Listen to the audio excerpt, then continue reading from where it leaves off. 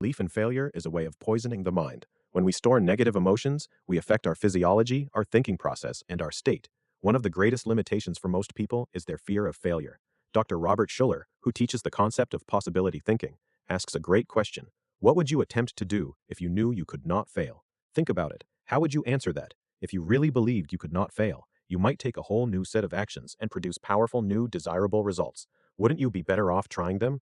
Isn't that the only way to grow? So I suggest you start realizing right now that there's no such thing as failure. There are only results. You always produce a result. If it's not the one you desire, you can just change your actions and you'll produce new results. Cross out the word failure, circle the word outcome in this book, and commit yourself to learning from every experience. Belief number 3. Whatever happens, take responsibility. Another attribute great leaders and achievers have in common is that they operate from the belief that they create their world. The phrase you'll hear time and again is, I am responsible. I'll take care of it. It's not coincidental you hear the same viewpoint over and over. Achievers tend to believe that no matter what happens, whether it's good or bad, they created it. If they didn't cause it by their physical actions, maybe they did by the level and tenor of their thoughts.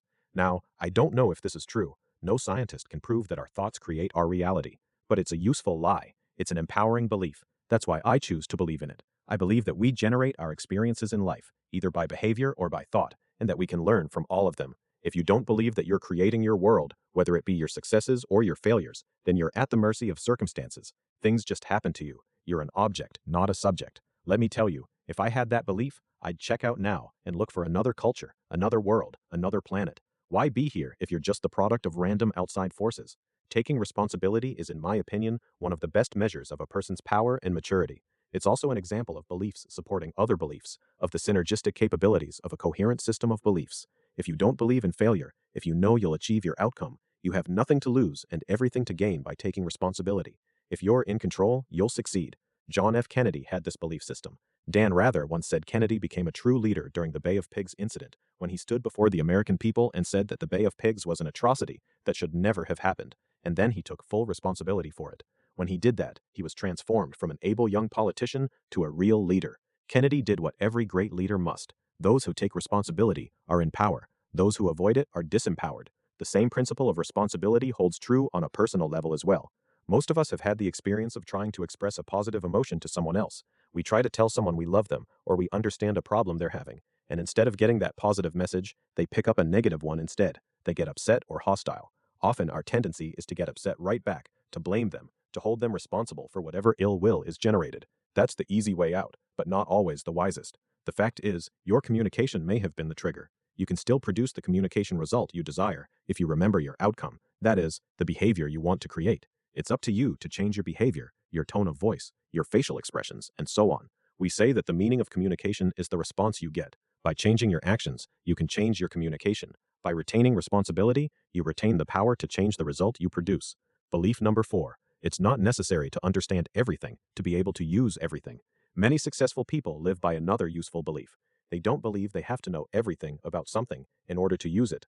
They know how to use what's essential without feeling a need to get bogged down in every detail of it. If you study people who are in power, you'll find they have a working knowledge about a lot of things, but often have little mastery of each and every detail of their enterprise. We talked in the first chapter about how modeling can save people one of our irreplaceable resources, time. By observing successful people to discover what specific actions they create to produce results, we are able to duplicate their actions, and thus their results, in much less time. Time is one of the things no one can create for you.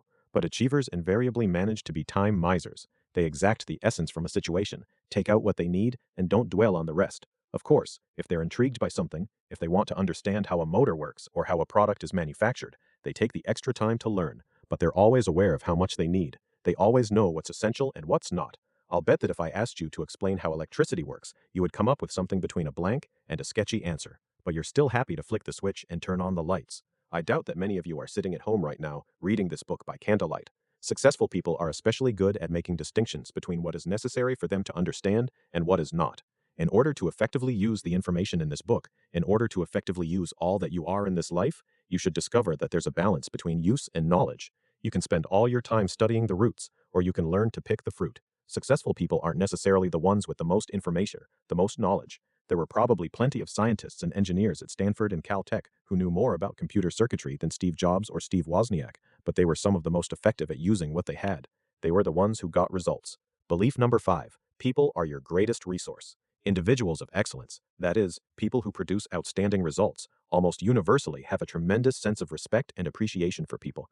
They have a sense of team, a sense of common purpose and unity. If there's any insight at the heart of the new generation of business books like Innovation and Entrepreneurship, In Search of Excellence, or The 1 Minute Manager, it's that there's no long-lasting success without rapport among people, that the way to succeed is to form a successful team that's working together.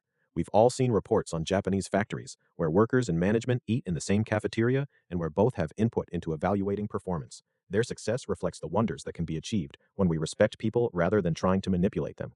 When Thomas J. Peters and Robert H. Waterman Jr., authors of In Search of Excellence, distilled the factors that made companies great, one of the key things they found was a passionate attention to people. There was hardly a more pervasive theme in excellent companies than respect for the individual, they wrote. The companies that succeeded were the ones that treated people with respect and with dignity, the companies that viewed their employees as partners, not as tools. They note that in one study, 18 out of 20 Hewlett-Packard executives interviewed said the company's success depended on HP's people-oriented philosophy. HP isn't a retailer dealing with the public or a service company dependent on goodwill. It's dealing at the most complex frontiers of modern technology. But even there, it's clear that dealing effectively with people is seen as the preeminent challenge. Like many of the beliefs listed here, this one is easier to glibly mouth than to actually adopt. It's easy to pay lip service to the idea of treating people, whether in your family or your business, with respect. It's not always so easy to do it. As you read this book, keep in mind an image of a helmsman readjusting his ship's path as it moves toward its destination. It's the same with life. We have to constantly remain alert, readjust our behavior, and recalibrate our actions to make sure we're going where we want to go. To say you treat people with respect and to do it are not the same thing. Those who succeed are the most effective in saying to others, "How can we do this better? How can we fix this? How can we produce greater results?" They know that one man alone, no matter how brilliant, will find it very difficult to match the collaborative talents of an effective team. Belief number 6, work is play. Do you know any person who has achieved massive success by doing what he hates? I don't. One of the keys to success is making a successful marriage between what you do and what you love. Pablo Picasso once said, "When I work, I relax. Doing nothing or entertaining visitors makes me tired." Maybe we don't paint as well as Picasso, but we can all do our best to find work that invigorates and excites us. And we can bring to whatever we do at work many of the aspects of what we do at play. Mark Twain said, "The secret of success is making your vocation your vacation." That's what successful people seem to do. We hear a lot about workaholics these days, and there are some people whose work has become something of an unhealthy obsession. They don't seem to get any pleasure out of their work, but they reach the point where they can't do anything else. Researchers are finding surprising things about some workaholics. There are some people who seem maniacally focused on work because they love it. It challenges them, it excites them, it makes their life richer. These people tend to look at work the way most of us look at play. They see it as a way to stretch themselves, to learn new things, to explore new avenues. Are some jobs more conducive to this than others? Of course they are. The key is to work your way toward those jobs. One of those upward spirals is at work here. If you can find creative ways to do your job, it will help you to move toward work that's even better. If you decide work is mere drudgery, just a way to bring home a paycheck, chances are it will never be anything more. We talked earlier about the synergistic nature of a coherent belief system, the way positive beliefs support other positive beliefs. This is another example. I don't think there are any dead-end jobs. There are only people who have lost the sense of possibility, people who have decided not to take responsibility, people who have decided to believe in failure. I'm not suggesting you have to become a workaholic. I'm not suggesting you should choose to orient your world around your work, but I am suggesting that you will enrich your world and enrich your work if you bring to it the same curiosity and vitality you bring to your play. Belief number 7. There's no abiding success without commitment. Individuals who succeed have a belief in the power of commitment. If there's a single belief that seems almost inseparable from success, it's that there's no great success without great commitment. If you look at successful people in any field, you'll find they're not necessarily the best and the brightest, the fastest and the strongest. You'll find they're the ones with the most commitment. The great Russian ballerina Anna Pavlova once said, "To follow without halt one aim, there's the secret of success." It's just another way of stating our ultimate success formula. Know your outcome, model what works, take action, develop the sensory acuity to know what you're getting, and keep refining it until you get what you want. We see this in any field, even those where natural ability would seem to have the strongest hold. Take sports. What makes Larry Bird one of the best players in basketball? A lot of people are still wondering. He's slow, he can't jump. In a world of graceful gazelles, he sometimes looks like he's playing in slow motion. But when you come right down to it, Larry Bird succeeds because he has a massive commitment to success. He practices harder, he has more mental toughness, he plays harder, he wants it more. He gets more out of his skills than almost anyone else. Pete Rose has made his way into the record books the same way, by consistently using his commitment to excellence as a force driving him to put everything he's got into everything he does.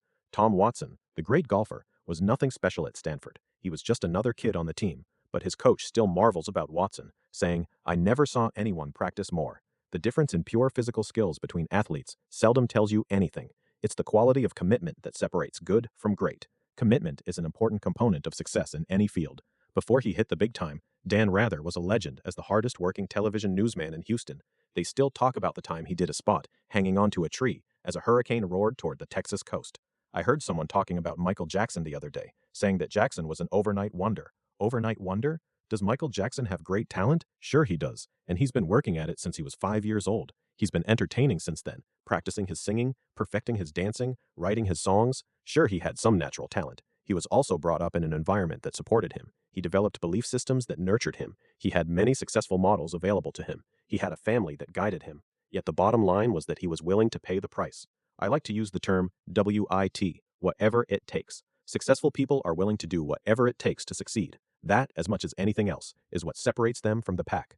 Are there other beliefs that foster excellence? Sure there are. When you think of them, so much the better. Throughout this book, you should be aware of additional distinctions or insights that you can add. Remember, success leaves clues. Study those who succeed. Find out about the key beliefs they hold that enhance their ability to take effective action consistently and produce outstanding results. These 7 beliefs have done wonders for others before you, and I believe they can do wonders for you if you can commit yourself to them consistently. I can almost hear some of you thinking, well, that's a big if. What if you have beliefs that don't support you? What if your beliefs are negative, not positive? How do we change beliefs? You've already taken the first step, awareness. You know what you want. The second step is action, learning to control your internal representations and beliefs, learning how to run your brain. So far, we've begun to put together the pieces that I believe lead to excellence. We started with the idea that information is the commodity of kings, that master communicators are those who know what they want and who take effective actions, varying their behavior until they achieve their outcomes.